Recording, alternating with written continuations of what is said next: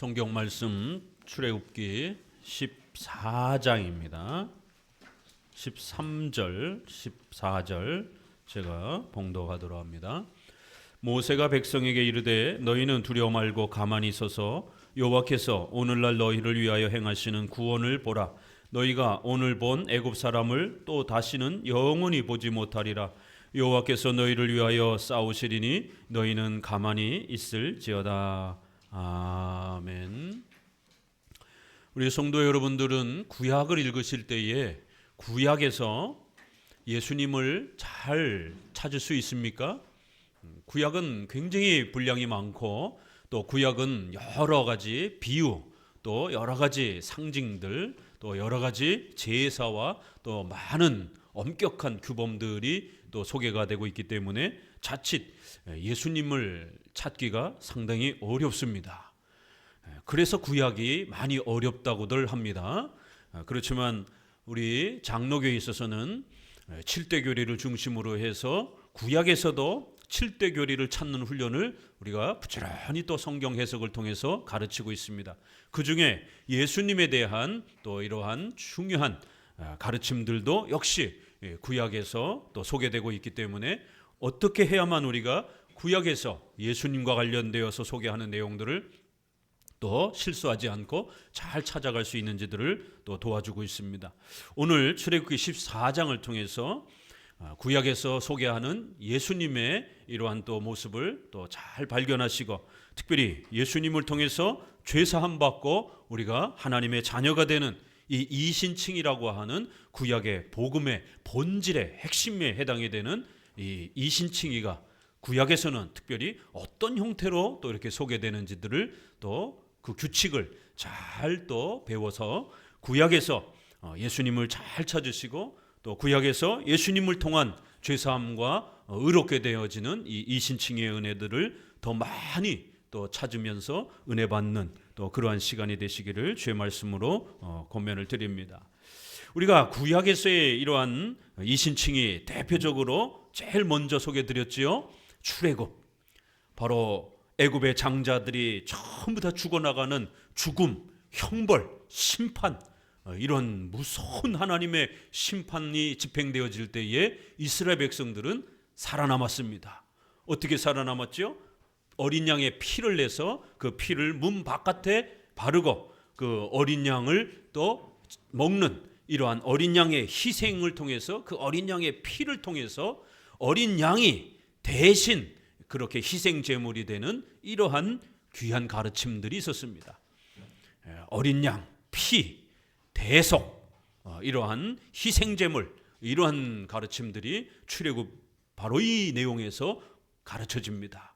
우리가 신약에 와서 예수님의 피 흘림, 예수님이 우리의 죄를 대신해서 희생 제물 되신다라고 하는 이러한 대속, 대리, 구속, 속죄 이러한 의미가 출애굽에 바로 그 어린 양을 잡아서 희생 제물로 그렇게 사용하고 그 피를 또 문에다 바르고 그래서 그 어린 양의 피 때문에 구원을 받는 이러한 장면, 바로 여기에 이신칭의와 관련된 중요한 그러한 장면 단어들이 잘 드러나고 있습니다. 이렇게 구약에는 이신칭의 예수님의 이러한 희생과 은혜가 여러 가지 비유와 상징과 또 제사의 이러한 또 의식의 형태로 소개가 됩니다. 그래서 이러한 중요한 비유, 상징 또 제사 의식이 어떻게 예수님과 연결되는지들을 또 잘 찾게 되면 구약에서도 예수님을 찾기가 쉬워집니다. 그리고 오늘 두 번째에 이 홍해를 건너는 아주 유명한 장면이죠. 우리가 성탄절 때만 되면 TV에서 모세의 그러한 이 출애굽 또 그 다음에 홍해를 건너는 장면, 이 불신자들도 많이 보았던 바다가 갈라지고 이렇게 이스라엘 백성들이 물을 가운데를 건너가고 또 갑자기 바닷물이 다시 몰아치면서 애굽 군대가 다 죽는 이 쉽게 이런 영화, 이러한 홍해를 건너는 이 사건을 영화로 많이 봤을 것입니다. 바로 오늘 그 장면이 출애굽기 14장에서 소개가 됩니다. 그런데 여기에 아주 놀라운 내용이 담겨 있는 겁니다. 하나님께서 이스라엘 백성들을 마른 땅으로, 일반 땅으로 인도하신 게 아니라 바닷속으로 인도하시는 특별한 기적을 행하셨습니다. 멀쩡한 길을 내비두고 하나님께서 바닷속으로 이스라엘 백성들이 들어가서 그 물속에서 들어갔다가 나오는 이러한 홍해 도하라고 하는, 홍해를 건너는 이러한 사건이 나옵니다. 바로 여기에 이신칭의 아주 신비로운 내용들이 담겨 있습니다.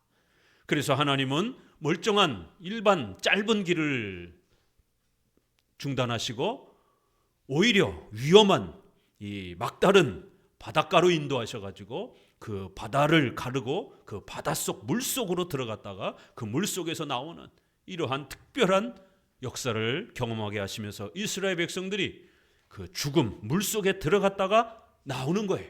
이것도 죽음과 연결이 되어 있습니다. 왜요? 애굽 백성들은, 애굽 군대들은 뒤따라오다가 다 죽었기 때문에 불신자들은 하나님의 심판을 받아서, 물심판을 받아서 전부 다 죽는 장면이 나옵니다. 그리고 이스라엘 백성들은 불신자들이 죽어나가는 그 한복판에서 살아남는 거예요. 생명, 구원, 이런 의미가 있고요. 또 물은 우리의 더러운 것들을 씻는 그런 역할을 합니다. 물을 우리가 그럴 때 사용하잖아요. 그럴 때 이스라엘 백성들이 물속에 들어갔다가 나오면서 죽었다가 살아나는, 이 죽음에서 살아나는 이러한 생명을 얻는 이러한 경험도 하지만 또 물은 더러운 것을 씻는 거기 때문에 물속에서 더러운 것들을, 우리의 더러운 부패한 본성과 우리의 마음이, 우리의 심령이 씻겨지는 이러한 씻음의 경험을 하게 하시는 것입니다. 물론 바닷가에 가서 빨래를 한 건 아닙니다. 그러나 그 물속에서 들어가서 그 물속에서 나오는 이런 경험들을 통해서 물에서 구원을 받고 또 물을 통해서 새롭게 된다, 거듭났다, 중생, 우리의 모든 죄가 예수님의 피로 인해서 씻김을 받는 겁니다. 그래서 성경은 이런 구원, 복음을 중생이라 이렇게도 가르칩니다. 출애굽처럼 예수님의 피를 통해서 우리의 모든 죄가 용서받았다, 예수님이 대신 희생했다, 예수님이 대신 피 흘려주셨다, 예수님이 십자가에 못 박혀 죽으면서 우리가 받아야 될 죄값, 형벌을 대신 피 흘려 그렇게 죽으신 거예요. 그래서 우리가 대신 죽으신다라는 거예요. 대신 값을 치렀다라는 거예요. 그래서 구속, 속죄 이런 단어를 쓰는 겁니다. 그런데 물에서는 물로 깨끗이 더러운 거를 씻는 이런 형태로도 복음을 가르칩니다. 그래서 죄 씻음이라고 하는 죄사함이라는 단어로 복음을 또 많이 가르칩니다. 이것도 아주 중요한 단어입니다. 죄 씻음, 죄사함. 그래서 이 씻는다라는 것, 예수님의 피로 우리의 모든 죄가 씻겨진다라는 거예요.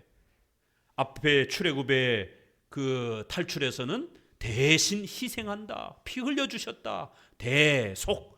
이쪽에서는 예수님이 우리의 모든 죄를 씻는다. 그래서 죄 씻음, 씻는 이러한 의미를 자꾸만 가르쳐 줍니다. 그리하여 이 홍해 사건을 통해서 우리의 더러운 것들이 마치 물속에 있다가 나오면 몸이 깨끗해지는 것처럼 그런 비유와 상징을 통해서 우리의 더러운 것들이 마치 물에 의해서 씻김을 받는 이러한 경험을 통하여 우리의 모든 죄가 씻겨졌다, 우리의 죄가 씻겨진다라는 의미를 가르치는 겁니다. 그래서 우리의 더러운 악한 죄가 전부 다 씻겨지고 죽음에서 다시 살아나는 거예요. 그래서 이걸 우리가 거듭남, 중생, 새로 태어남 이렇게 표현합니다. 우리는 말짱하고 아무것도 변한 게 없어요. 팔다리 똑같습니다. 예수님을 믿기 전이나 후나. 그러나 뭐가 바뀐 거죠? 우리의 마음. 하나님을 싫어하고 교회 나오기 싫어했던 우리의 마음이 바뀐 겁니다. 우리의 악한 마음이 깨끗하게 씻겨지는 거예요. 우리의 마음이 새로워지는 거예요. 우리의 마음이 거듭난다. 그래서 이렇게 예수님을 믿지 않던 마음과 예수님을 믿는 마음은 마치 죽었다가 다시 살아나는 것처럼 어마어마한 일이에요. 왜요? 이거는 정말 죽었다가 다시 태어나지 않는 이상 불가능한 일이기 때문에. 멀쩡한 사람들이 예수님을 믿는다? 이거 불가능한 일입니다. 성령 하나님의 예수 그리스도의 하나님의 전능하신 은혜를 통해서 악한 우리를 죽여버리고 새로운 사람을 태어나도록 만들어주는 이런 하나님의 권능과 능력이 아니고서는 우리 인간의 마음이 바뀐다라는 것, 하나님을 싫어하던 마음이 하나님을 좋아하는 마음으로 바뀐다는 것, 이거 쉬운 게 아닙니다. 천지 만물이 뒤집어지는 한이 있어도요, 인간의 마음은 잘 안 바뀝니다. 그렇기 때문에 이렇게 우리의 악한 본성이 그 모든 죄가 씻겨지고 하나님을 싫어하던 마음이 하나님을 사랑하고 좋아하는 마음으로 새로워졌다라는 거예요. 그래서 새로워짐, 이건 마치 우리의 옛사람이 죽고 마치 우리가 새 사람이 된 것처럼 새 마음을 가진 것이다. 새로 태어났다. 그래서 거듭났다. 새로 태어났다. 이걸 줄여서 중생, 이렇게 또 한문으로 표현합니다. 바로 오늘 홍해 사건을 통해서는 씻는다, 그리고 물속에서 다시 태어났다, 이렇게 중생, 씻음, 이러한 중요한 이신칭의의 내용들을 가르치고 있습니다. 신약에서는 이렇게 죄사함 받고 우리의 모든 죄가 용서되어지는, 씻김받는, 그리하여 하나님의 자녀가 되는 이러한 이신칭의를 로마서 3장 24절에서는 아주 선명하게 이렇게 소개합니다.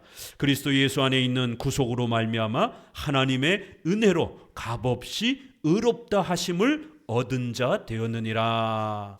이 예수를 하나님이 그의 피로 인하여 믿음으로 말미암는 화목 제물로 세우셨으니 이는 하나님께서 길이 참으시는 중에 전에 지은 죄를 간과하심으로 자기의 의로우심을 나타내려 하심이니 곧 이때 자기의 의로우심을 나타내사 자기도 의로우시며 또한 예수 믿는 자를 의롭다 하심이니라.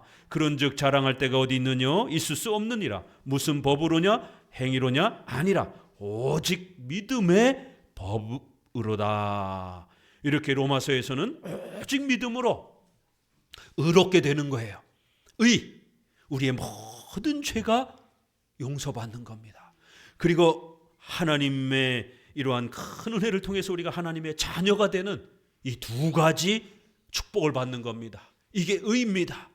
이거를 우리의 행위와 공로, 우리의 선행이 아니라 하나님이 그렇게 여겨주는 거예요. 칭해주다, 그렇게 여겨주다, 그렇게 봐주다, 그렇게 인정하다. 우리가 한 게 아니지만 우리가 한 것처럼 그렇게 여겨주는 거예요. 그렇게 칭해주는 거예요. 그래서 이신칭의다, 이렇게 표현을 합니다.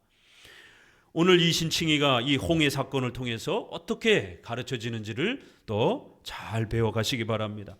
구약에서 이렇게 여러 가지 비유와 사건과 또 제사의 형태로 예수님과 그 예수님의 희생과 또 이신칭의를 우리에게 가르치고 있습니다. 신약은 좀 더 직접적으로 예수님이 십자가에 죽으시는 이 사건이 일어납니다. 또 그리고 그 사건의 의미를 로마서가 이렇게 오직 믿음으로 예수님이 피 흘려 주셔서 우리가 죄 사함 받고 하나님의 자녀가 된다, 의롭게 여겨진 거다, 우리가 의를 만든 거다, 이런 게 아니라 의롭게 여김을 받은 거다, 이렇게 아주 정확하게 표현을 하는 겁니다. 우리 웨스트민스터 신앙 고백에는 이것을 도와주기 위해서 구약에서 예수님을 찾는 법, 구약에서 이신칭의를 찾는 법을 우리 성도들이 헷갈리지 않도록 우리의 신조에 이렇게 정리를 해서 가르쳐 줬습니다. 7장 언약 5항 부분에 이 언약은 율법 시대와 복음 시대에 서로 다르게 집행되었다.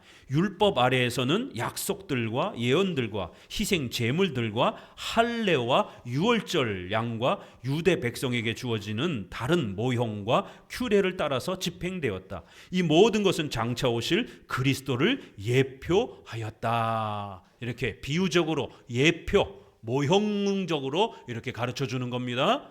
주보에 또 여러분 우리 다른 신조에서도 이렇게 구약에서 어떻게 예수님을 소개하는지 또 여러분에게 소개해 드렸습니다. 여러 신조에서 이렇게 구약은 여러 가지 예표를 통해서 그리스도를 가르치고 있다라고 말합니다. 또 웨스트민스터 신앙고백 19장 3항에서는 보통 도덕법이라고 하는 이 율법 외에 하나님께서는 아직 미성숙한 교회인 이스라엘 백성, 바로 구약에게 여러 예표적 규례를 담고 있는 의식법들을 주시기를 기뻐하셨다. 이 의식법은 부분적으로 그리스도와 그의 은혜들, 행위들, 고난들, 은택들을 예표하는 예배에 관한 것이며, 또 나머지는 윤리와 관련된 도덕적 의무에 대한 것이다. 그래서 여러분들 구약을 읽으실 때는 예수 그리스도와 그 그리스도를 통한 이신칭의의 이 중요한 예배와 관련된 부분들이 여러 가지 제사와 여러 가지 이러한 외적인 의식의 형태로 가르쳐진다라는 거예요. 그래서 구약을 읽을 때는 그 옷을 좀 잘 벗겨내야 돼요. 외적인 그러한 여러 가지 명령들, 이러한 사건들, 또 비유, 이런 것들을 좀 잘 걷어내셔야 돼요. 그 속에 숨겨진 예수님과 이신칭의를 잘 찾아내셔야 됩니다. 외적인 사건과 비유를 바로 적용하면 안 됩니다. 오늘날은 제사장이 없습니다. 오늘날은 우리가 짐승 제사를 드리지 않습니다. 그런데 서울의 모 교회가 이 부활절이라든가 이런 또 사순절 이런 거를 기념한다 그러면서 성도들을 주차장으로 다 불러내가지고는 목사님과 장로님이 하얀 가운을 입고 구약의 제사장 흉내낸다 그러면서 유월절 흉내내면서 그렇게 진짜로 양을 잡는, 그 양이 죽을 때 그냥 죽습니까? 칼로 목을 따로 이렇게 자르는데 온갖 그 소리를 다 질러대고, 그런데 거기에 아이들도 그거를 다 보게 되고, 아이들 잘못하면 트라우마 생깁니다. 결국 동물협회에서 동물학대죄로 고소를 했습니다. 인터넷 치면 나옵니다. 이렇게 무지할 수가 있냔 말이에요. 이제는 더 이상 구약의 그러한 제사를 우리는 드리지 않습니다. 그 구약의 희생제물, 어린 양이 죽는 것, 어린 양이 피를 흘리는 것, 그 피를 사용하고 또 이렇게 물을 사용해서 또 씻는, 이러한 씻음이라고 하는 것을 배우는 것, 이건 다 바로 예수님이 십자가에 죽으시면서 희생하시고 피 흘리시고 그 예수님의 피로 인하여 우리의 모든 죄가 씻겨진다라고 하는 것을 비유적으로 가르치기 위해서 구약에서만 임시적으로 사용한 것이지, 이제 예수님이 오시고 난 다음에는 절대로 사용하면 안 되는 겁니다. 이렇게 모형과 비유와 의식의 형태로 예수님이 가르쳐지는 겁니다 라고 아주 선명하게 우리의 신앙 고백에는 우리가 구약을 어떻게 읽어야 될지를, 또 어떻게 적용해야 될지를 우리 선조들은 이미 다 정리를 해준 것입니다. 자, 출애굽기 13장 17절을 먼저 읽어보도록 합니다. 출애굽기 13장 17절입니다. 바로가 백성을 보낸 후 그 길로 인도하지 아니하셨으니 이는 하나님이 말씀하시기를 이 백성이 전쟁을 보면 뉘우쳐 애굽으로 돌아갈까 하셨습니다. 그러므로 하나님이 홍해의 광야길로 돌려 백성을 인도하심에 이스라엘 자손이 애굽 땅에서 항오를 지어 나올 때, 거기까지만 읽어봅니다. 이제 출애굽기 13장 후반부에는 이스라엘 백성들이 이제 탈출하는 장면이 나옵니다. 자, 탈출해서 이제 바로 그 북쪽으로 해서 가나안 땅을 가게 되면 보통 학자들이, 고고학자들이, 지리학자들이 살펴보니까 한 달에서 한 50일, 아이들이 있으니까 천천히 가면 한 50일 정도면 걸어서 충분히 갈 수 있는 거리예요. 북쪽, 아프리카 북쪽에서 가나안 땅은 굉장히 가깝습니다. 그렇기 때문에 빨리 지름길로 가게 되면 금방 가요. 그런데 하나님께서 그 지름길을 내비두고 저 밑으로 이렇게 돌립니다. 특별히 바닷가 쪽으로 이렇게 돌리는 것이에요. 왜 이 길을 돌리시나 봤더니만 이 짧은 길 쪽에는 큰 군인들이, 왕들이 이미 벌써 자리를 하고 있는 거예요. 그러다 보니까 자칫 잘못하면 전쟁이 일어날 수 있게 되고, 그러면 이스라엘 백성들은 군인들이 아니잖아요. 농사 짓다가 나온 사람들이잖아요. 군대 훈련을 한 번도 받아본 적이 없습니다. 무기도 없습니다. 그렇기 때문에 자칫 잘못하면 전쟁이 일어나게 되면 겨우 애굽에서 빠져나왔는데 이스라엘 백성들이 연약해서 다시 도망을 가고 애굽으로 다시 돌아갈까 염려가 된다, 이런 표현이 나옵니다. 그리하여 우회하는 길을 통해서 이 백성이 전쟁을 보면 뉘우쳐 애굽으로 돌아갈까 함이라, 이렇게 하나님은 깊은 세밀한 배려를 통해서 백성들이 아직 마음이 연약하기 때문에 혹시라도 겁을 내고 도망을 갈까봐 우회하는 길로 저 밑으로 인도하셨다, 이렇게 표현을 합니다. 하나님은 우리 성도들이 연약하면 때로는 이렇게 성도들이 직접 대면하여 그 고난과 어려움을 아직은 믿음이 부족해서 대처하기가 어려우면 더 때로는 쉬운 길 쪽으로 또 다른 길로 또 이렇게 인도하기도 하시는 것입니다. 하나님의 섭리라고 하는 것이 얼마나 세밀한가를 알 수가 있는 것입니다. 그리고는 더 놀라운 것은 이제 21절 같이 읽어보도록 합니다. 여호와께서 그들 앞에 행하사 낮에는 구름 기둥으로 그들의 길을 인도하시고 밤에는 불 기둥으로 그들을 비추사 주야로 진행하게 하시니라.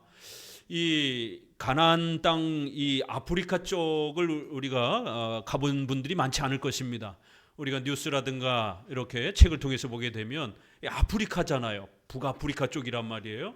굉장히 덥습니다. 우리가 지도만 봐도 거기는 주황색이 많습니다. 이 모래 사막 지역들 굉장히 뜨겁습니다. 낮에는 어마어마하게 뜨겁고 또 저녁에는 기온이 확 떨어지니까 우리만큼 춥지는 않습니다. 그렇지만 아주 더운 지방이기 때문에 조금만 이렇게 서늘해도 동남아시아 사람들이 이제 한 5도 이하로 기온이 떨어지면 얼어 죽는다고 그러잖아요.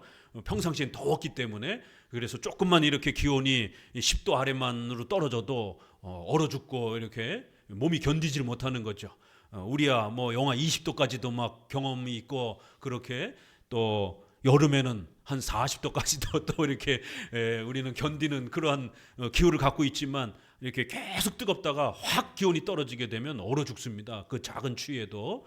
하나님께서는 낮에는 구름 위 쫙 깔려가지고 기온을 떨어뜨리고, 저녁에는 불기둥이 활활 타오르면서 혹시라도 추위에 백성들이 얼어 죽지 않도록 이렇게 또 아무런 대비책이 없는 이스라엘 백성들을 먹여 살리기 위해서 보호해 주시는 아주 섭리의 놀라운 세밀함이, 하나님이 아버지시다라고 우리가 성경에서 많이 표현하는 겁니다.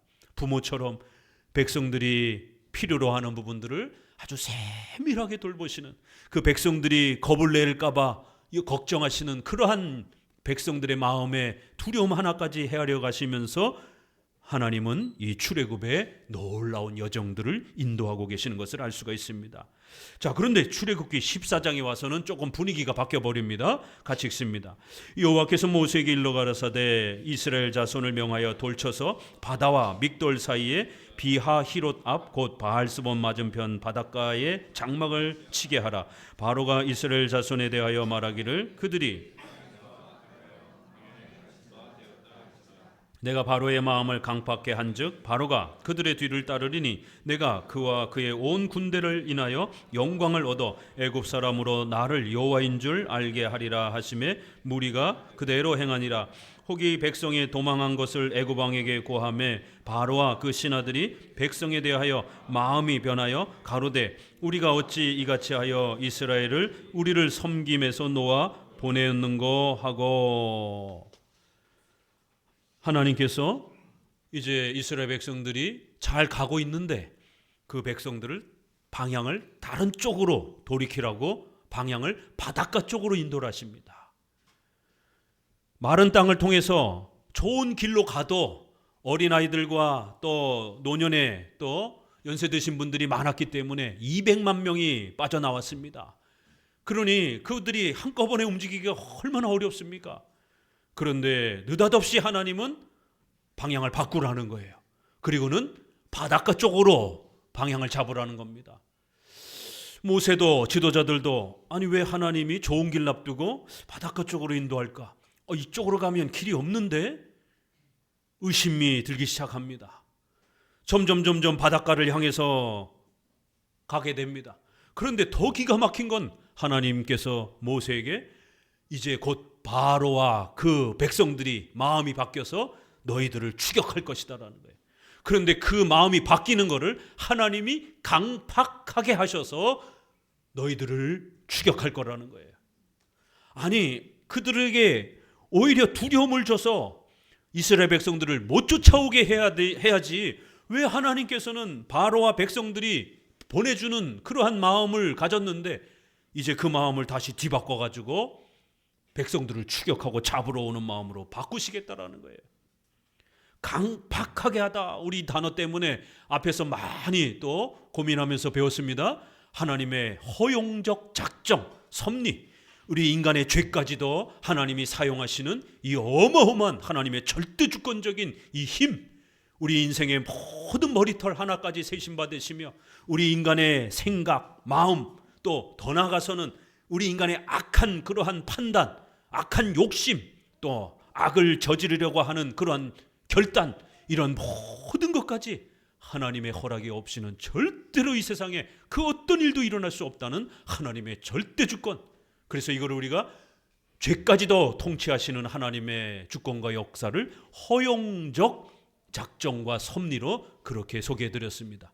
그래서 하나님이 강팍하게 하셨다라는 이 단어에 숨겨진 놀라운 섭리의 비밀을 우리가 앞장에서 배웠습니다.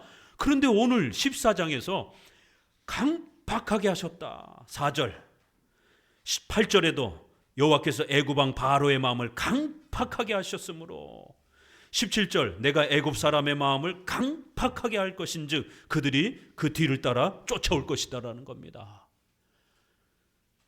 그리고 더 나아가서는 5절에서도 백성과 그 신하들이 마음이 변하여 우리가 어찌하여 이같이 했는가, 저들을 내보내면 이 노예가 했던 노동은 누가 하는가, 우리 국가에 엄청난 재정의 손해가 날 텐데 200만 명이 빠져나갔으니 이 엄청난 노동에 손실이 났지 않는가, 우리가 정신 나갔지, 아니 저들을 풀어준다니 이 잘못된 생각을 왜 했을까, 이러면서 마음을 뒤바꿨더라는 거예요. 바로와 백성들은 순식간에 마음이 뒤바뀌면서 자기들의 경제적, 국가의 재정의 손실을 걱정하기 시작했습니다. 이제 자기들이 노동을 해야 되는 이러한 고민을 하기 시작한 겁니다. 욕심이 다시 마음에 차오르기 시작한 거예요. 조금 전까지는 자기 자식들이 죽어나가니까 무서워서 어쩔 수 없이 이스라엘 백성들을 놔줬습니다.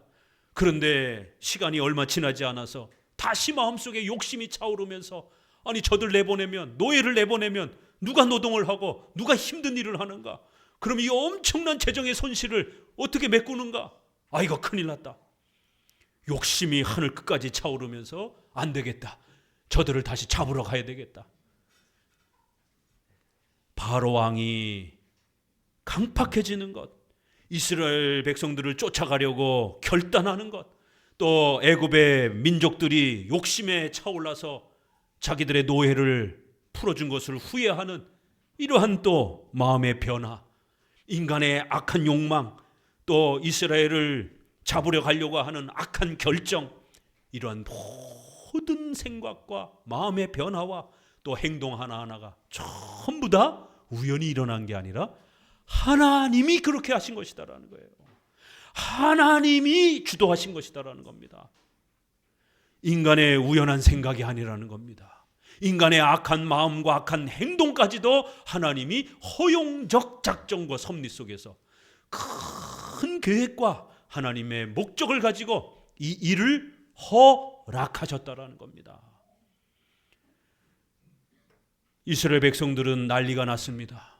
아니 하나님이 도와주려면 끝까지 도와주셔야지, 왜 바로 왕과 백성들이 쫓아오게 만드시는가, 오히려 안 쫓아오도록 그렇게 막아주셔야 편안하게 갈 텐데 하나님은 왜 갑자기 바로 왕이 쳐들어오도록 추격하도록 모든 군대를 동원해서 최첨단의 무기들을 동원해서, 여기 보니까 전차, 병거가 소개가 됩니다.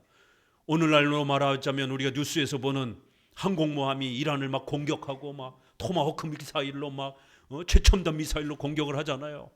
애굽은 당대의 최고 문명 국가입니다. 지금도 그 피라미드를 어떻게 지었는지 현대 과학을 가지고도 피라미드 짓기가 쉽지 않다라고 얘기할 정도로 신기한 그런 기술을 가지고 그 돌을 깎아가지고 피라미드를 지은 그런 민족이고, 어마어마한 대제국을 이룬 민족이고, 거기에 최고의 무기가 철병거였습니다. 마차에다가 말을 딱 세우고는 막 진격하는 600승의 이 600개의 최고의 병거를 준비하고 또 그 외에 또 일반적인 병거들을 또 동원해 가지고 애굽의 최고의 군대들을 모아서 이스라엘 백성들을 뒤쫓기 시작한 겁니다. 하나님은 왜 이 일을 허락하셨을까요? 왜 갑자기 엄청난 죽음의 공포와 위험을 이스라엘 백성들에게 하나님은 허락하셨을까요? 뒤에 이제 이스라엘 백성들은 애굽 군대를 보자마자 기겁을 하고 난리를 치면서 아니나 다를까 하나님을 원망하고 불평하면서 모세를 향하여 공격적인 태도를 취합니다. 하나님은 힘이 없어서 무능력해서 애굽 왕을 잠깐은 붙잡아 뒀지만 애굽 왕의 그 무시무시한 그 욕망을 끝까지 하나님은 못 붙잡은 겁니까? 아니죠.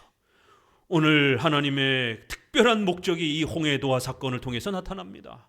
하나님은 더 특별한 목적으로 출애굽을 통하여 한번 이스라엘 백성들이 피 흘림, 어린 양이 대신 희생하는 것, 대신 죽는 것, 대속적 죽음, 그 죽음과 형벌에서 이스라엘 백성들이 살아남는 것, 이걸 통하여 예수님을 통하여 구원받는 이신칭의를 가르쳤습니다. 하나님은 이 한 번으로는 안 되고 또 한 번에 물속에 들어갔다 죽어서 살아나오는, 죽음에서 살아나오는, 믿지 않는 자들은 전부 다 죽는 이러한 놀라운 물심판을 계획하고 계셨던 겁니다. 그래서 일부러 바닷가 쪽으로 인도하시고 또 멀쩡히 공포 속에서 두려워 떨던 바로와 애굽 사람들의 마음을 강팍하게 하시는 마음을 다시 바꾸셔서 이제는 이스라엘 백성들을 또 잡으려 가려고 하는 형태로 강팍하게 바꾸신 것입니다.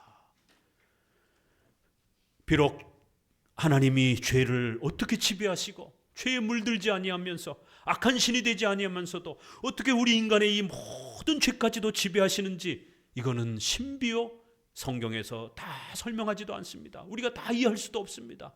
다만 우리 인생의 인류의 역사의 이 모든 죄까지도 하나님의 허락하심 속에 하나님의 절대 주권 속에 있다라고 성경은 우리에게 가르치고 있는 것입니다. 이렇게 하나님의 절대 주권을 믿고 의지하며 살아가는 것이 얼마나 우리에게 큰 소망이 되는지 모릅니다. 여러분에게 그 어떠한 어려움과 또 어떤 악한 자와 또 어떤 악한 사건조차도 하나님이 허락지 아니하면 결코 여러분의 인생에 일어날 수 없습니다. 머리털까지 세신바 되어신다라고 이렇게 머리털 하나 상치 않도록 지키신다라고 또 이렇게 누가복음에 끊임없이 말씀하고 있는 것처럼 전능하신 하나님 창조주 하나님을 믿습니다라고 사도신경이 고백하는 것처럼 우리 기독교의 이 신앙 고백은 바로 이런 것입니다. 이렇게 하나님은 큰 구원의 이신칭의를 또다시 한 번 더 가르치고 싶으셔서 물로 다 인도를 하셨고 막다른 길로 길이 없는 바닷가로 인도하셨고 또 더 나아가서 바로왕과 백성들의 마음을 움직여서 교회를 핍박하고 교회를 제거하려고 이스라엘 백성들을 제거하려고 그렇게 뒤쫓게 만드셨습니다. 물론 여기에는 그들의 바로와 백성들의 악한 욕망, 그들의 욕심, 또 교회를 핍박하고 교회를 제거하려고 하는 그들의 이런 악한 행동 모두 불신자들 자신들의 또 책임이기도 한 것입니다. 그러나 그 모든 역사는 하나님의 주권과 허락하심에서 교회를 살피시는 하나님의 큰 역사 속에서 일어난다는 것을 우리는 배웁니다. 자, 10절을 읽어봅니다. 바로가 가까워올 때 이스라엘 자손이 눈을 들어 본즉 애굽 사람들이 자기 뒤에 미친지라. 이스라엘 자손이 심히 두려워하여 여호와께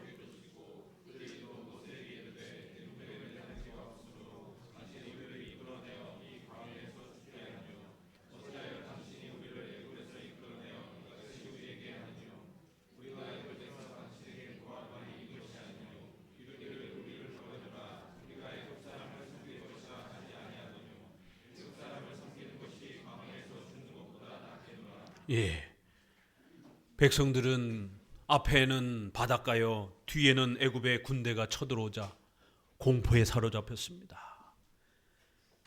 두려움과 공포는 항상 신앙의 결정적인 걸림돌이 됩니다.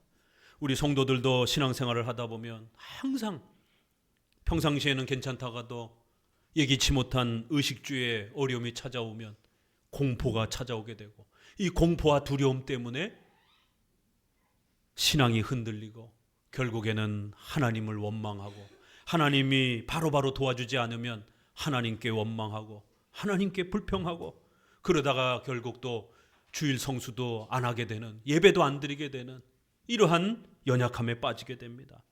이스라엘 백성들도 똑같았습니다. 모세를 향하여 어떻게 불평을 던집니까? 죽을 매장지가 없어서 우리를 이끌어내었느냐? 이 광야에서 죽게 하느냐? 우리를 애굽에서 이끌어내어 이같이 우리에게 하느냐? 우리가 애굽에서도 나오기 전에도 너한테 이미 벌써 말했지 않느냐? 차라리 여기 그냥 있게 내버려 두라라고. 우리가 애굽 사람을 섬기는 것이 훨씬 더 낫겠다. 우리는 차라리 애굽에서 그 미신에 빠져서 하나님 없이 애굽 사람들을 섬기며 애굽 사람들이 섬기는 태양신 라를 섬기면서 바로 왕을 신처럼 섬기면서 종노릇 하면서 그렇게 사는 게 훨씬 낫다라고 너한테 얘기하지 않았느냐? 세상에 모세와 아론이 목숨을 걸고 하나님의 부르심을 받들어 전도를 한 거잖아요. 이스라엘 백성들을 그 죽음에서 살려낸 겁니다. 노예살이에서 살려낸 것입니다. 이것은 외적으로는 종의 노예의 자유지만 이것을 통해서 바로 죄사함 받고 구원받는 출애굽의 이신칭의 이 위대한 구원의 복음을 하나님은 가르쳐 준 겁니다. 전도의 이 신비로운 복음의 은혜를 가르쳐 준 거예요. 그랬더니 연약한 성도들이 뭐라고 불평합니까? 차라리 그냥 옛날에 하나님 안 믿고 살 때가 훨씬 더 낫다. 교회 다니기 시작하니까 왜 자꾸 이렇게 어려움이 찾아오느냐? 목사님, 교회 다니면 하나님이 뭐든지 다 도와주신다며요. 하나님께서 우리의 의식주, 내가 먹고 사는 것, 또 질병 다 도와주신다며요. 그런데 오히려 교회 다니기 시작하니까 멀쩡하던 몸도 자꾸 병들고, 자꾸 회사도 어려운 일도 생기고, 경제적인 어려움도 자꾸 찾아오고. 왜 이렇습니까? 왜 빨리 해결이 안 됩니까? 예수님을 믿기 시작하면 사탄이 가만히 있질 않습니다. 사탄이 공격합니다. 영적 싸움이 일어납니다. 그래서 의식주와 관련해서 성도들을 넘어뜨리려고 재정적인 또 질병에 또 주변 사람들과의 관계 속에서 또 다양한 사고 속에서 어려움이 발생하도록 사탄도 엄청난 일을 합니다. 사탄은 교회를 파괴하고 성도들을 무너뜨리려고 무시무시한 공격을 합니다. 영적 싸움이 일어납니다. 그런데 그 영적 싸움을 견디지 못하고 연약한 성도들은 차라리 믿지 않고 교회 안 다니면서 살았던 옛날이 더 낫지 않는가? 전도받지 않고 그냥 불신자로 살던 옛날이 더 낫지 않았는가? 그냥 미신에 빠져서 하나님 모르고 살던 옛날이 더 낫지 않았겠느냐라고 그렇게 원망하는 것처럼 이스라엘 백성들도 차라리 애굽에서 죽었었더라면, 차라리 애굽의 신을 섬기면서 그렇게 살아가는 것이 더 낫지 않겠느냐라고 온갖 원망을 모세에게 쏟아냅니다. 인간의 구원이란, 전도란, 인간의 마음을, 악한 본성을, 전적으로 부패한 우리의 이러한 본성, 하나님을 싫어하고 예배드리고 교회 나오는 것을 싫어하는 이 악한 죄악된 마음이 어느 날 갑자기 하나님을 사랑하고 예수님을 나의 구주로 영접하고 교회 와서 예배드리는 것을 너무너무 좋아하고, 이 봄에 꽃구경 가려고 사람들은 가족들하고 얼마나 멀리 또 주말에 여행 갑니까? 그런데 성도들은 이렇게 다시 또 예배당에 나와서 하루 종일 말씀을 듣고 예배드리면서 이러한 즐거움을 기뻐합니다. 도대체 어떻게 이렇게 마음이 변화된 것인가? 이게 저절로 여러분이 착해서, 여러분이 좀 괜찮아서 그렇게 내가 이제 교회 좀 다녀줄게 이렇게 선행을 베풀어서 된 겁니까? 아니요.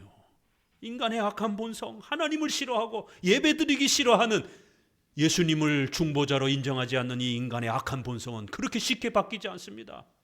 목회자가 이제 목회를 하다 보면, 저도 한 30년 목회를 했는데요, 많은 죽음들을 봅니다. 우리 성도들의 부모님들 또 일가 친척에 또 장례식을 치르기도 하고 또 불신자 부모님들 중에서도 또 이렇게 믿지 않는 분들 또 장례식도 가보기도 합니다. 그런데요, 놀라운 거는요, 불신자들 중에 병원에서 돌아가시는 과정 속에서 또 이렇게 초대를 받아서 전도 겸 해서 가면 전도를 합니다. 어르신 이제 곧 죽음을 맞이할 수도 있습니다. 예수님을 믿으셔야 됩니다. 이제 생명이다 하면 지옥이 열립니다. 죽음으로 끝나는 게 아닙니다. 반드시 지옥에 무서운 시간이 주어집니다. 생명이 끊어지기 전에 예수님 믿으셔야 됩니다. 예수님이 당신의 구원자십니다. 많이 몰라도 괜찮습니다. 성경에 보니 우편의 강도가 평상시 살아생전 나쁜 짓만 하다가 마지막 그 죽어가는 순간에 예수님을 의인이라 그러고 자기는 죄인이라 그러고, 그리고 예수님이 계시는 그 천국을 소망하면서 예수님이 계시는 그 천국에 자기도 가고 싶다라고 이렇게 3마디 4마디 고백했습니다. 죄인임을 고백하시고 예수님을 중보자로 고백하시고 예수님 믿으면 천국에서 영생할 수 있는 것을 믿으시면 됩니다. 3마디만 고백하세요. 아무리 부탁을 해도요, 그 예수가 누구냐고, 왜 내가 예수를 믿어야 되느냐고, 예수가 나하고 뭔 상관이냐고, 단호합니다. 숨이 마지막 숨을 몰아가면서도 절대로 그 예수 안 믿겠다라고 말합니다. 내 자녀들이나 더 보겠다고 이렇게 말합니다. 그 죽음의 마지막 순간에도 거부하는, 참 인간의 이 강팍함이란 그렇게 무서운 거예요. 그래서 우리가 신앙생활을 하다 보면 이 예정론, 선택, 하나님이 예정한 사람들이 믿는다라는 게 더 정말 와닿습니다. 왜 어떤 사람은 죽어가는 마지막 순간까지도 안 믿는가? 그런데 어떤 분들은 너무 쉽게 예수님을 또 받아들이는 것이에요. 우리 인간의 힘으로 이 약한 마음이 바뀌는 게 아니라는 거예요. 인간의 어떤 노력으로 이 부패한 인간의 마음이 쉽게 변하는 게 아니라는 거예요. 오늘 이 말씀을 통해서 다시 한번 이스라엘 백성들이 탈출할 수 있었던 것, 또 그 신앙을 계속 유지할 수 있는 것, 이거 하나님의 은혜라는 겁니다.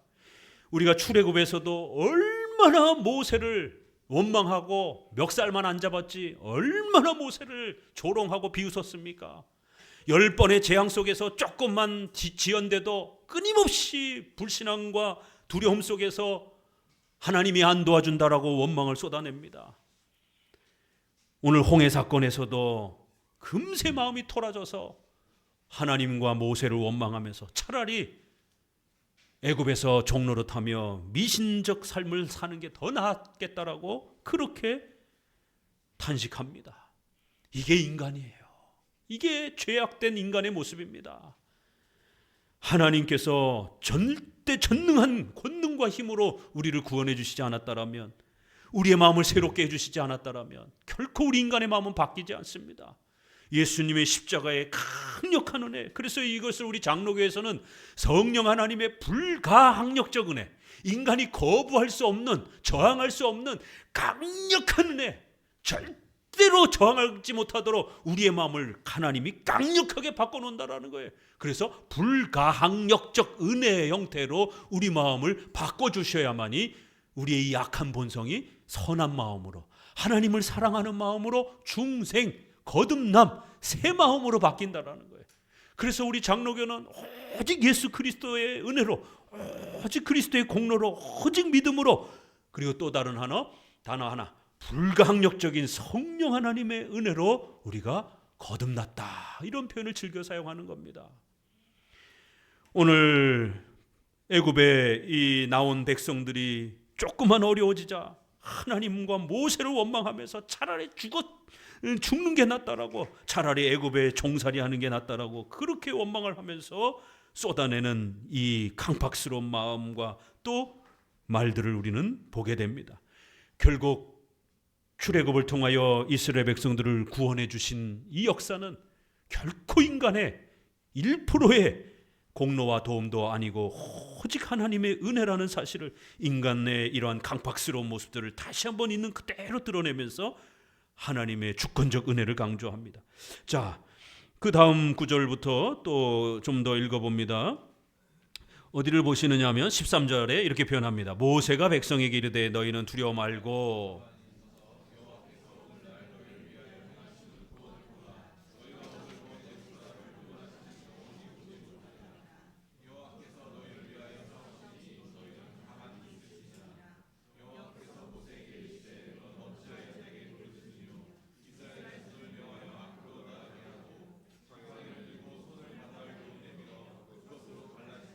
예, 13절부터 하나님께서 그 두려움에 빠진 백성들을 향해서 가만히 서 있어라. 참 표현이 독특하죠. 그 두려움에 빠져서 하나님 싫다고 그러고 모세 싫다고 그러고 다시 옛날의 불신앙으로 그냥 애굽에서 들어가서 미신을 섬기겠다라고 이렇게 난리치는 백성들을 향해서 가만히 있으라는 거예요. 가만히 서 있으라는 겁니다. 가만히 있을지어다. 두 번이나 이렇게 표현을 합니다. 그리고는 하나님이 너희를 위하여 싸우실 것이다라는 거예요. 이제 너희가 구원받는 위대한 역사를 보게 될 것이다라는 거예요. 불신자들인 저 애굽 사람들은 전부 다 너희 눈앞에서 죽는 어마어마한 경험을 하게 될 거라는 거예요. 불신자들은 죽지만 신자들은 사는 이 엄청난 놀라운 역사를 보게 될 거라는 거예요. 구원이란 하나님이 스스로 싸우시고 하나님이 스스로 만들어주시는 전폭적인 은혜의 결과인 것입니다. 절대로 인간의 공로와 노력으로 보태지는 그러한 것이 아닙니다. 오늘날 한국교회의 80% 90%가 신인협력주의적 구원을 가르칩니다. 인간이 보태야 된다라고. 로마 가톨릭도 신인협력주의요. 수많은 체험과 또 수많은 이런 선행을 강조하는 이런 모든 그러한 메시지들이 전부 다 신인협력주의, 신과 인간이 협력해서 구원을 만든다라고 하는 공로주의, 행위주의를 가르치고 있습니다. 우리 종교개혁자들은 루터와 칼빈은 오직 믿음으로 의롭게 된다라고 루터가 그렇게 외치면서 종교개혁이 일어난 겁니다. 그런데 루터파 교회조차도 인간이 선행을 통해서 우리의 구원에 보탬을 해야 된다. 그래서 성도들은 착하게 살아가야 된다. 그래서 교회 안에서는 착하게 살아가기 위한 사회정의, 인권, 윤리, 평등 이런 메시지들이 끊임없이 차고 넘치는 겁니다. 아니 어떻게 기독교인들이 말로만 예수님 한다고 그러면서 믿는다고만 그렇게 고백하면 구원받느냐? 그리고는 엉망진창으로 살아가면 되느냐? 아니 그거 갖고는 구원이 다 완성되는 게 아닙니다. 아주 그럴듯합니다. 반은 하나님이 도와주시는 거고 믿음으로 하는 거고 나머지 반은 여러분이 사회정의도 참여하고 좀 경제적 평등과 나눔, 구제 또 이런 부분에도 좀 열심히 힘을 내고 그래서 사회의 이러한 소외된 자들 또 어려운 자들 그러니까 소외된 자들은 동성애자들도 소외가 됐으니까 그들도 좀 도와가면서 왜 자꾸 죄인이라고 그럽니까? 우리는 이렇게 사회적 복지와 정의를 위해서 열심히 선행을 우리가 해야 구원이 완성이 되는 겁니다. 이렇게 살짝 드러내는 겁니다.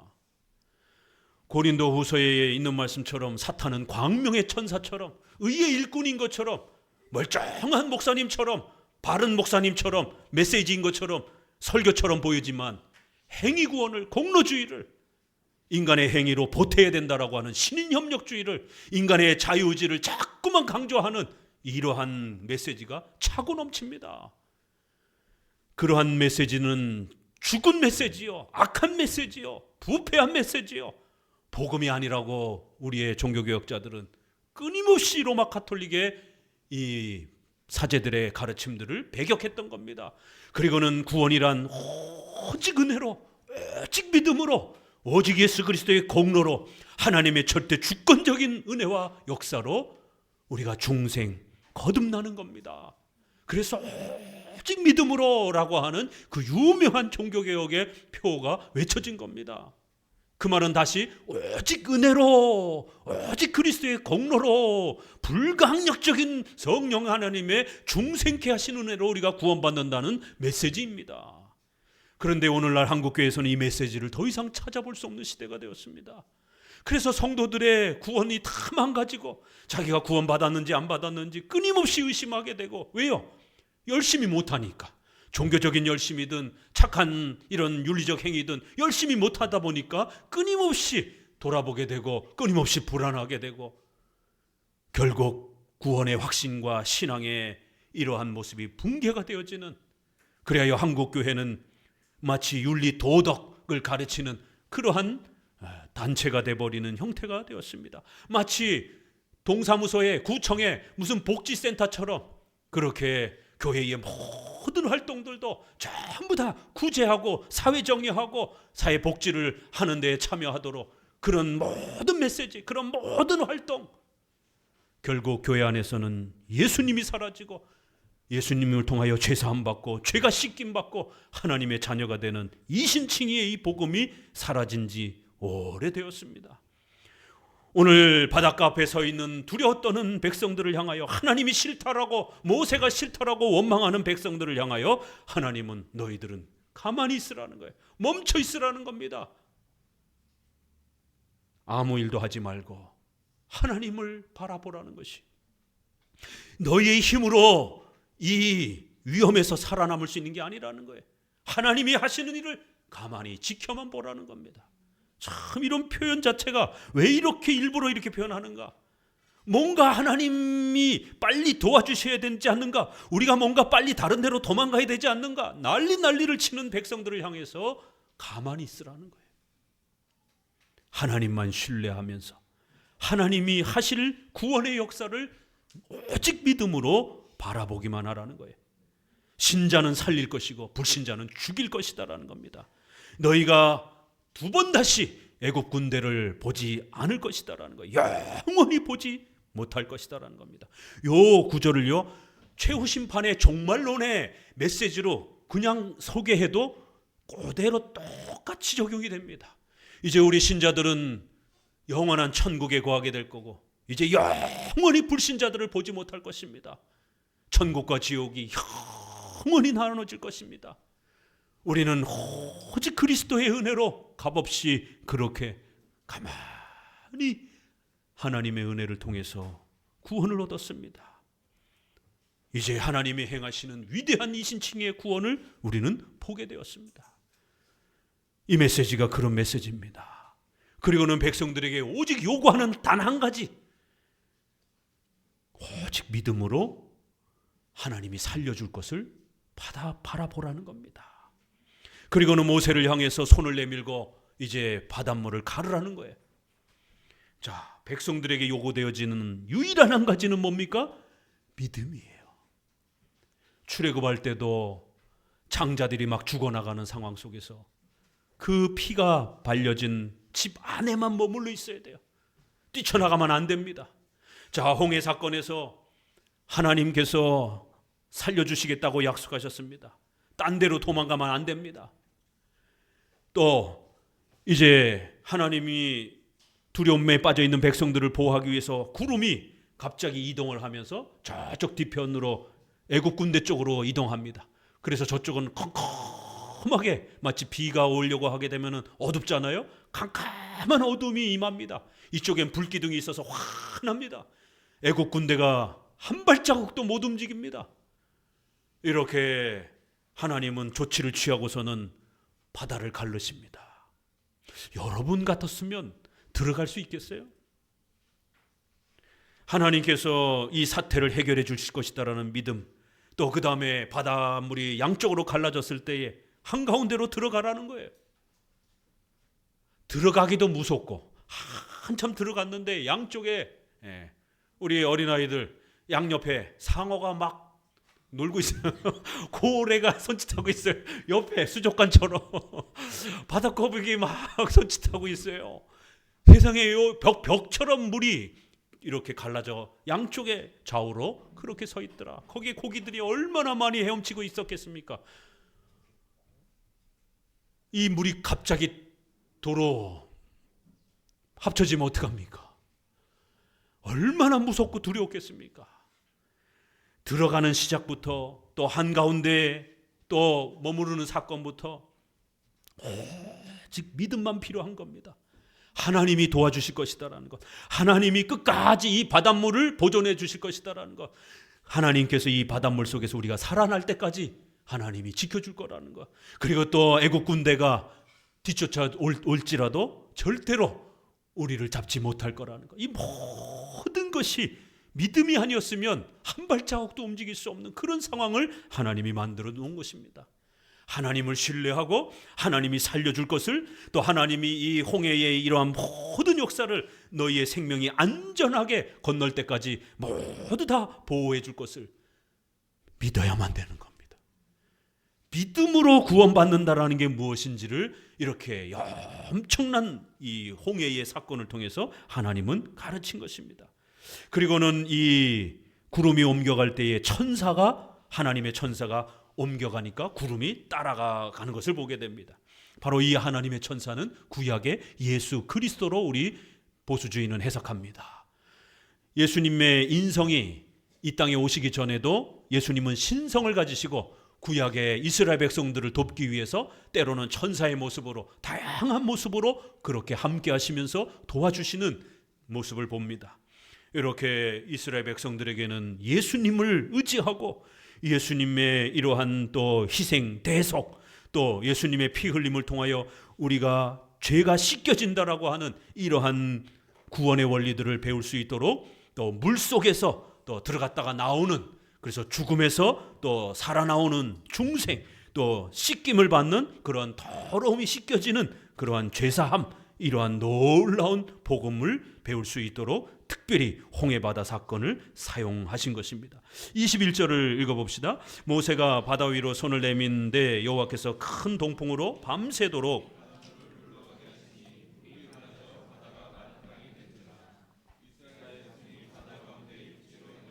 물은 그들의 좌우에 벽이 되니 애굽 사람들과 바로의 말들과 병거들과 그 마병들이 다 그 뒤를 쫓아 바다 가운데로 들어오는지라. 새벽에 여호와께서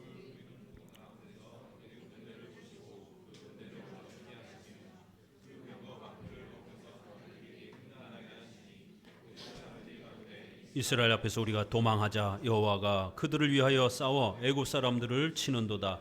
여호와께서 모세에게 이르시되 내 손을 바다 위로 내어 밀어 물이 애굽 사람들과 그 병거들과 마병들 위에 다시 흐르게 하라 하시니 모세가 곧 손을 바다 위로 내어 밀매 새벽에 미쳐 바다의 그 세력이 회복된지라.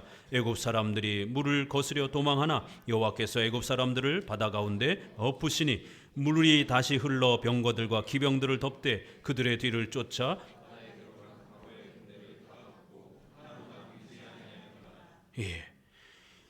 하나님께서는 얼마나 놀랍게 이스라엘 백성들을 보호해 주셨는지 24절에 보니까 하나님께서 그 구름 가운데서 보시고 애국 군대를 어지럽게 하셨다, 혼란케 하셨다. 백성들의 마음이 막 공포에 휘말리게 만드신 것입니다. 그리고는 멀쩡히 가던 병거, 최고의 이 철병거들이 갑자기 바퀴가 덜커덕 하더니 바퀴들이 다 빠져버리는 것이에요. 아니 평상시에 얼마나 정비를 잘 해놨겠습니까? 그 중에서도 최고의 600개의 또 이러한 그 병거를, 또 가장 좋은 병거를 또 이렇게 골라서 또 가지고 왔는데 바퀴가, 멀쩡하던 바퀴가 굴러가다가 다 빠지는 것입니다. 인간이 사용하는 이런 도구, 우리가 일상적으로 사용하는 이런 차, 또 이런 생활 도구, 이런 것들이 망가지는 것도 멀쩡히 사용하다가 못 쓰게 되는 것도 하나님의 놀라운 역사가, 교회를 핍박하는 도구로 사용하게 되면 멀쩡히 사용하던 도구들도 하나님이 망가뜨린다라는 거예요.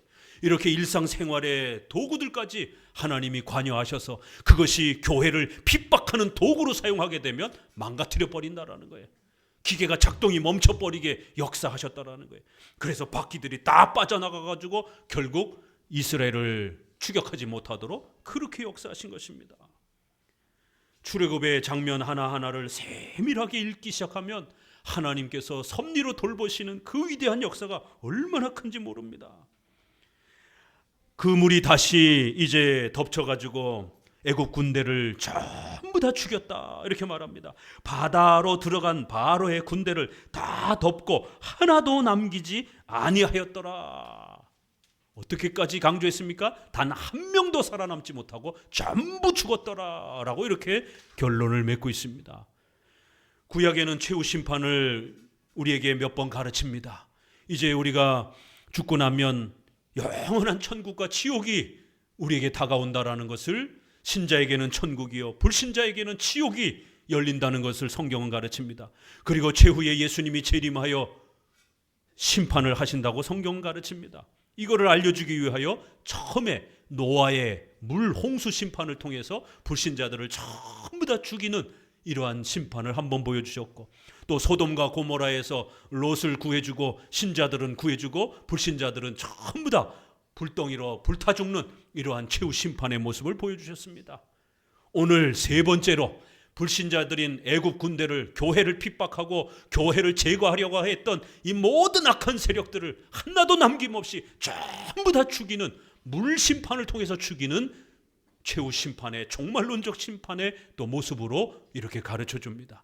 그러나 신자들은 비록 원망하고 불평하기도 했지만 하나님께서 그들을 살려주시는, 그들을 물에서 다시 생명을 얻게 하시는, 물로다가 깨끗하게 씻는 중생, 거듭남, 씻김, 이러한 놀라운 구원의 은혜를 이 홍해 사건을 통해서 가르치시는 것을 알 수가 있습니다. 자, 이제 마지막 결론 이렇게 끝납니다. 30절 같이 읽어봅시다. 그날에 여호와께서 이같이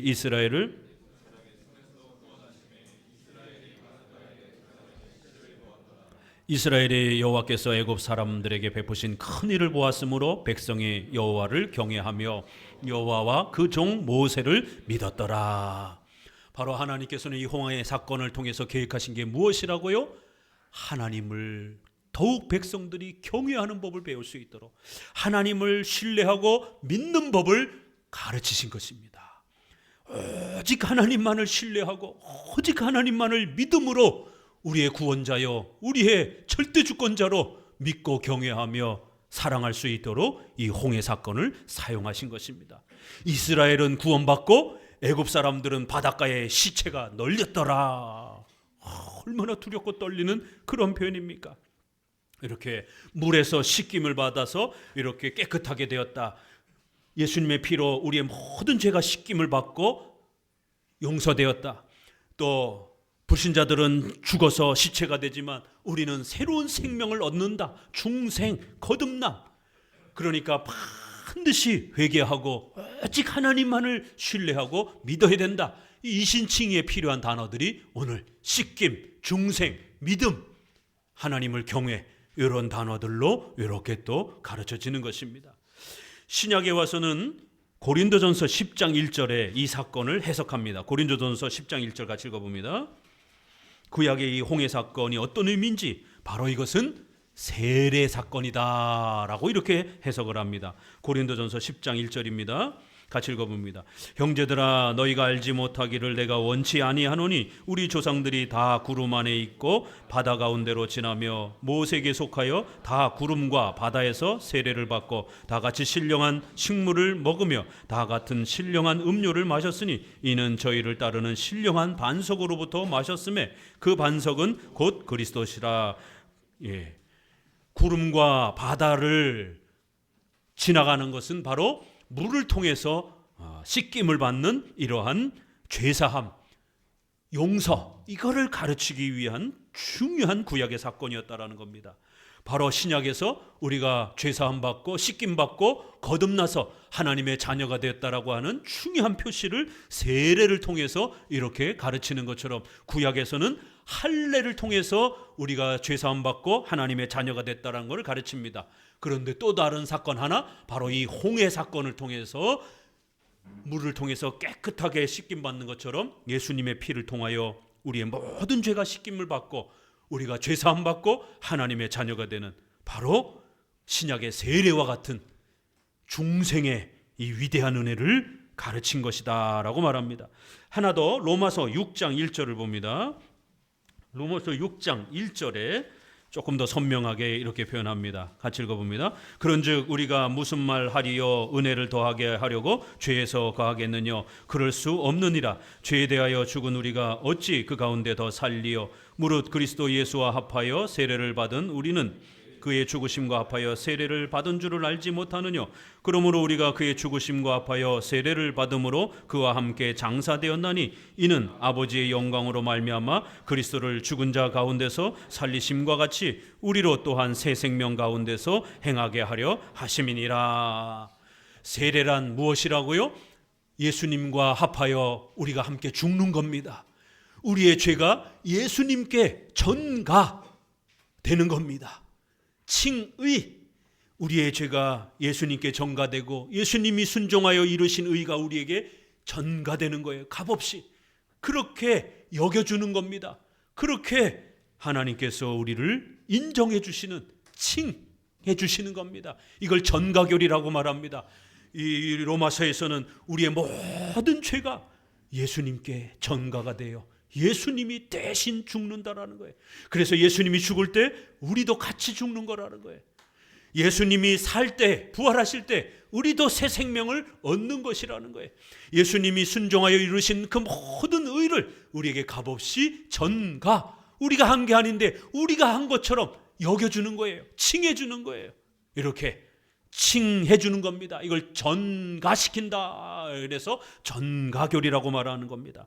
이렇게 세례란 전가의 교리를 통하여, 칭의의 은혜를 통하여 우리의 모든 죄가 예수님께 그렇게 전가되어 예수님이 죄인처럼 여겨져 가지고 우리 대신 죽는, 그리하여 예수님과 우리가 함께 죽고 또 예수님과 함께 우리가 사는 중생의 새로운 생명을 얻는 위대한 표시와 인침이다. 이렇게 말합니다. 베드로전서 3장 21절에는 물은 예수 그리스도의 부활하심으로 말미암아 이제 너희를 구원하는 표니 곧 세례라. 육체의 더러운 것을 제하여 버림이 아니요 오직 선한 양심이 하나님을 향하여 찾아가는 것이니라. 물은 무엇이라고요? 구원하는 표시, 인침이라는 겁니다. 곧 세례. 물 세례는 무엇이라고요? 우리가 죄 씻음 받고 죄 사함 받아 하나님의 자녀가 되었다라고 하는 하나님의 강력한 표시요, 우리는 하나님의 것이라고 하는 인침이라는 겁니다. 바로 이 홍해 사건을 통하여 죄 씻음과 하나님의 자녀가 되는 이신칭의의 이 위대한 은혜, 바로 신약에서는 세례요, 구약에서는 물에서 다시 살아나고 물을 통해서 씻김을 받는 이신칭의를 그렇게 가르쳐 준 겁니다. 성도 여러분, 세례 받으셨습니까? 바르게 신앙 고백하고 세례 받으셨으면 죽을 때까지 절대로 여러분의 구원을 흔들려서는 안 됩니다. 때로는 어떤 어려움이 찾아오고 위기가 찾아온다 할지라도 하나님이 여러분을 버린 것처럼 그렇게 절대로 생각해서는 안 됩니다. 우리는 세례 받은 신자들입니다. 우리는 물 세례를 받아 그리스도와 함께 죽고 그리스도와 함께 산 하나님의 자녀들입니다. 바로 이거를 강력하게 표시해 주는 게 물세례입니다. 홍해의 사건은 바로 물세례를 우리에게 예표해 주고 가르쳐 주는 이신칭의의 사건이라는 겁니다. 물세례를 받은 신자들은 하나님의 백성들입니다. 평생토록 하나님 앞에 중생받고 구원받은 이신칭의 은혜를 간직하며 이 세례를 붙잡고 또 살아가시기를 주의 말씀으로 권면을 드립니다. 기도합니다.